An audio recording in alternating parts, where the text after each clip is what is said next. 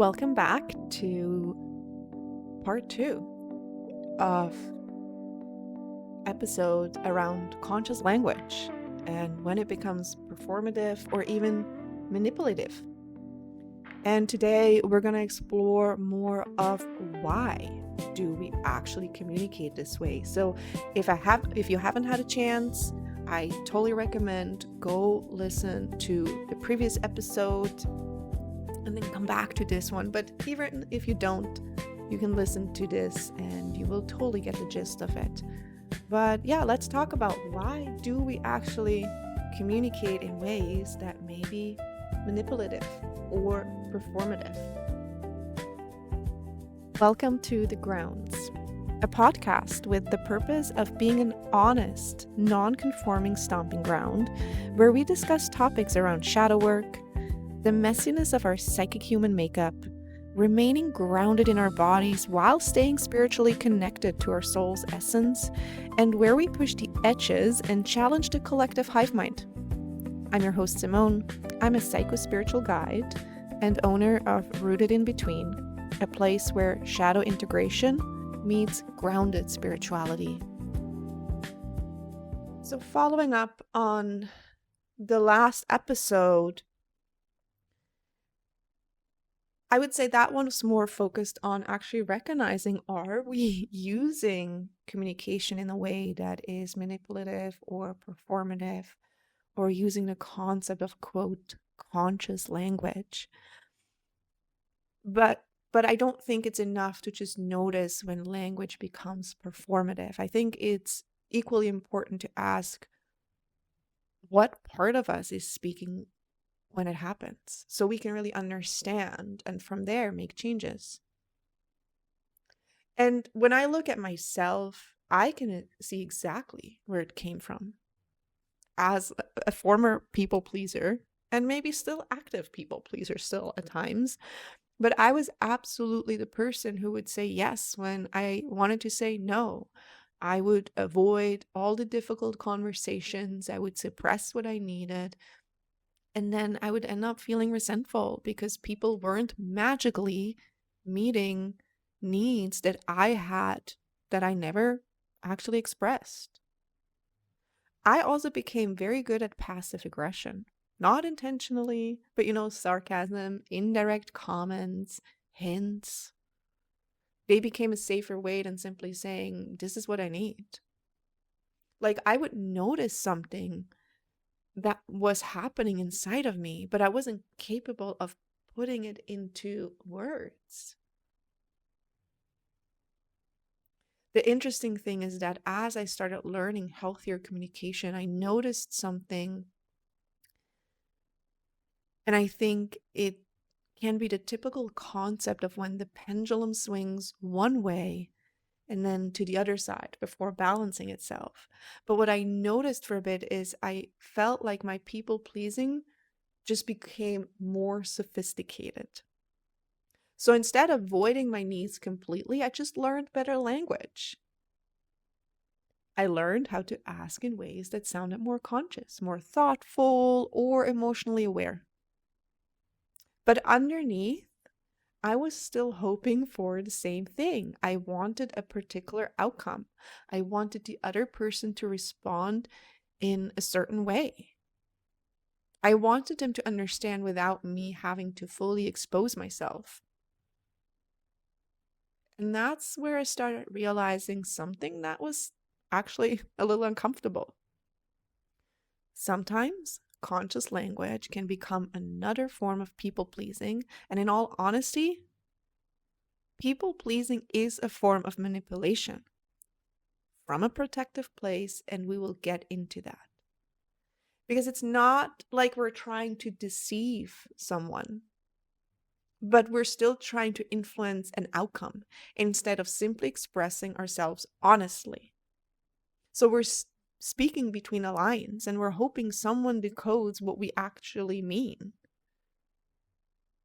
We're choosing our words so carefully because saying the simple thing feels terrifying. I've also noticed this because I'm someone who naturally reads between the lines. Whether that's intuition or pattern recognition, reading energy, or whatever language you want to use for it, I often notice what people aren't saying as much as what they are saying. I can feel when someone wants something but isn't asking for it, when they're adjusting their tone, or when they're talking in circles, when they're trying to gently guide me towards a response instead of just asking for what they need. And here's where I have to be careful too, because if I assume I know what they mean without asking for clarification, I'm creating my own story. Have you done that? Like, how often do we perceive someone and then just create our own story? Whole other topic. Okay, I digress. So, but in that moment, I'm responding to the energy I think I'm picking up rather than what they've actually communicated. So I'm not exempt from all of this either. I had to learn to slow down and ask, is that actually what you mean?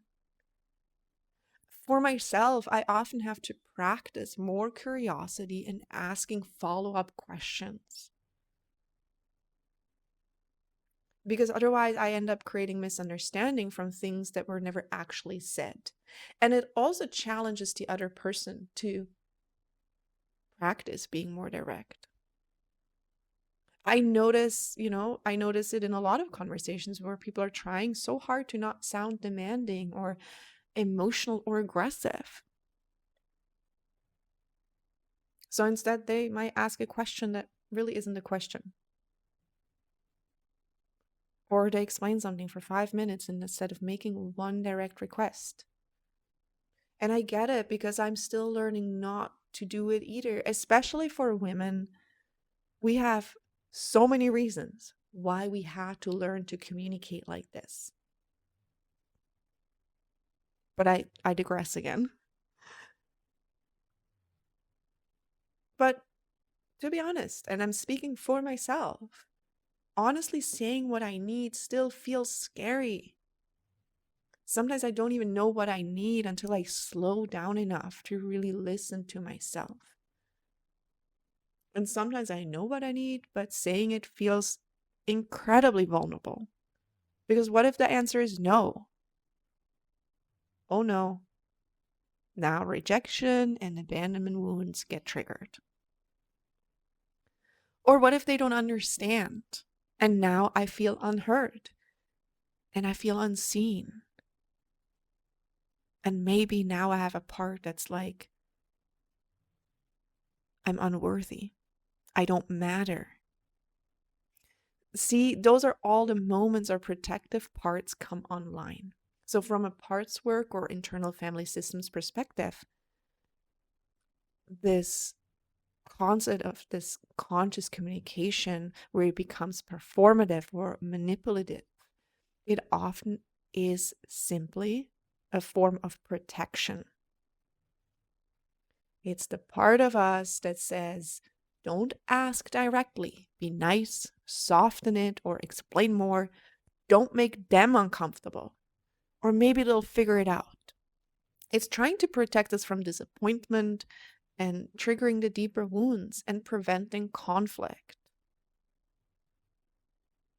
And I have so much compassion for that part, but compassion doesn't mean we stop telling the truth when we can remember that we are adults with choice and power. We are not the little version of ourselves anymore that we have created, or where those protective parts were created from. So if we're using our communication to create a specific outcome instead of simply expressing ourselves, it does become manipulation. Subtle and protective, but it's still manipulation. And we do have to see it clearly. When I use the word manipulation in this context, I don't think of somebody like that's a villain sitting in a room planning to control people. I just think about a person who has learned that directness wasn't safe. So They adapted and became incredibly skilled at managing other people's responses, most of the time completely unconscious. And it happens everywhere. I mean, marketing is a good example,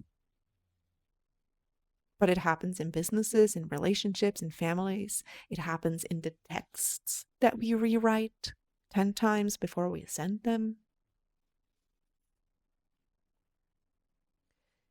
You know, how to communicate in ways that increase the chance of getting the response we want or present ourselves the way we want to perceive as like inherently good or admirable or very kind. I'm not saying don't be kind, but sometimes we overthink it. There's nothing inherently wrong with good communication. It's just worth asking ourselves, am I expressing myself or am I trying to manage another person's response? Because those are different things. My own practice now is much simpler than it used to be. I'm trying to say what I need, even though I still find it extremely scary for myself, mostly around those that I care most about. But I'm learning to say what's happening or what I need as clearly as I can without expecting another person to meet that need. And that's also important because expressing ourselves doesn't mean we're entitled to a particular response. Someone may, in fact, say no or misunderstand us, be angry at us, or simply not have the capacity. And then again, all of our parts will come online that are trying to protect us. You know, the one that was rejected and abandoned, and the part that's ashamed, and all of them. Because that's usually the moment we've been trying to avoid all along. Like we try to avoid these parts from coming online, the ones that are hurt. So that's why indirect communication can feel so much safer. Because if we never ask directly, we never have to fully face the answer. We never have to experience the dysregulation that will happen in our nervous system. And with that, we also don't get a chance to learn to regulate it and teach our system safety.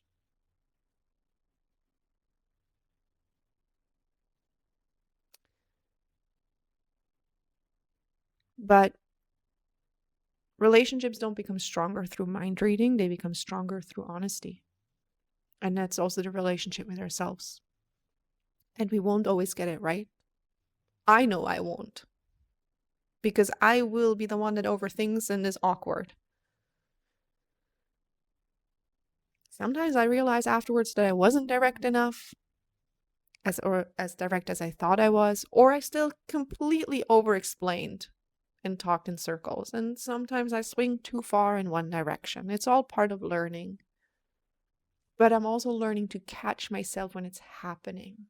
And then I can slow down. And I think that's part of the work, is getting to a place where we have capacity, where we can catch ourselves. And you know, the people closest to us are usually the ones who activate our deepest protective strategies, which also means they're the people who give us the greatest opportunity to become more authentic. Every time I notice myself talking around something instead of saying it, or hoping someone will just get it, every time I soften because, or like I soften something because I'm afraid of the response, I get another opportunity to pause and to become aware and see what part is coming up, what is it trying to protect. And maybe I can just try to choose honesty instead. And I think that's what the work is really about. And if it really feels scary, you can start practices in little ways, in actually scenarios that really aren't that important. Maybe you can practice it at the grocery store. You know, with people where you're like, I will never going to see them again. If they're angry at me, it's not going to be that big of a deal. You know, you can ask for a service that you need somewhere. You don't always have to really dive into the deep end if you're not ready. Like, we can use different places to practice. So our work is not about, becoming more conscious sounding or becoming better at communication techniques, but becoming honest enough to let ourselves be seen, even when our voice shakes.